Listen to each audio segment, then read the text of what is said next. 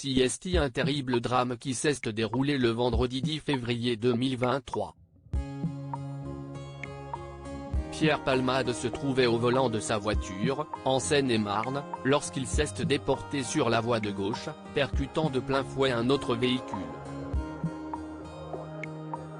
L'humoriste a grièvement blessé une femme enceinte, qui a perdu son bébé par la suite, un homme, ainsi que son fils, âgé de 6 ans.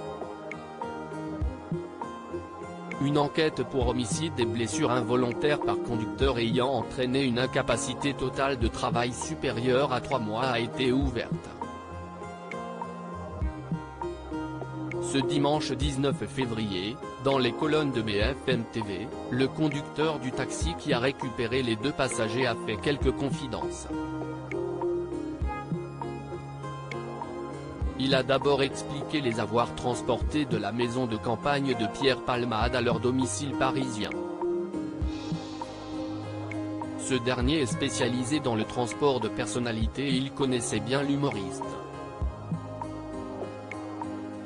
Je suis arrivé aux alentours de 20 h, j'ai attendu 5 minutes et l'un des 2 est venu vers moi, s'est-il souvenu avant de poursuivre, il m'a dit qu'on attendait quelqu'un d'autre puis il est retourné dans la maison pour chercher celui qui mettait du temps à sortir.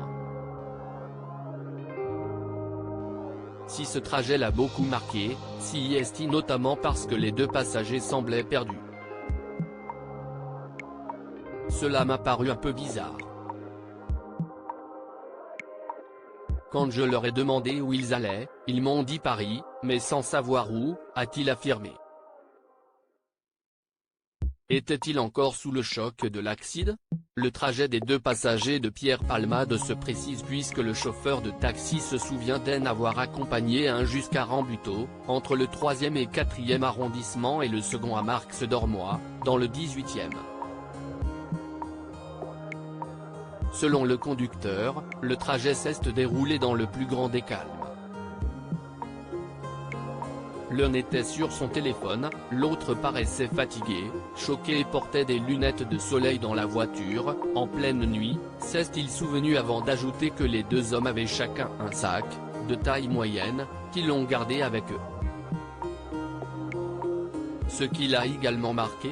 Ils ne se parlaient pas, mais chuchotaient simplement par moments, a-t-il indiqué avant d'ajouter que leur comportement lui a paru bizarre. Le chauffeur de taxi précise ensuite que, selon lui, les 2 passagers avaient pris une douche et changé leurs habits avant de déclarer qu'ils ne sentaient pas l'alcool. Ce n'est qu'une fois rentré chez lui que le conducteur a été informé de l'accident de Pierre Palmade. Contacté par la gendarmerie de Fontainebleau puis par le commissariat de Moissy, il a été entendu le 14 février dernier. Une audition durant laquelle il a tout raconté dans les moindres détails, permettant aux enquêteurs d'en apprendre davantage sur cette soirée. Ils m'ont sorti une planche avec plein de photos, j'ai reconnu les 2 passagers, s'est-il souvenu avant d'ajouter, ils avaient tout sur eux, ils étaient sûrs que c'était eux. Ils attendaient que quelqu'un confirme que c'était ces personnes-là. Passager de Pierre Palmade, que risque-t-il? L'enquête se poursuit et les 2 passagers, âgés de 33 et 34 ans, ont pu être identifiés par des enquêteurs. Ils n'ont pas été mis en examen mais placés sous le statut de témoins assistés. Comme le rappelle BFM TV, il leur est reproché la non-assistance à personne en danger puisque les 2 hommes ont pris la fuite suite au terrible accident.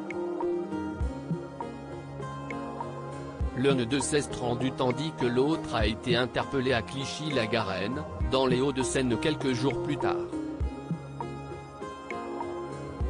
De son côté, Pierre Palmade a été jugé à l'issue de ses 48 heures de garde à vue et il a été mis en examen pour homicide involontaire et assigné à résidence à l'hôpital avec un bracelet électronique.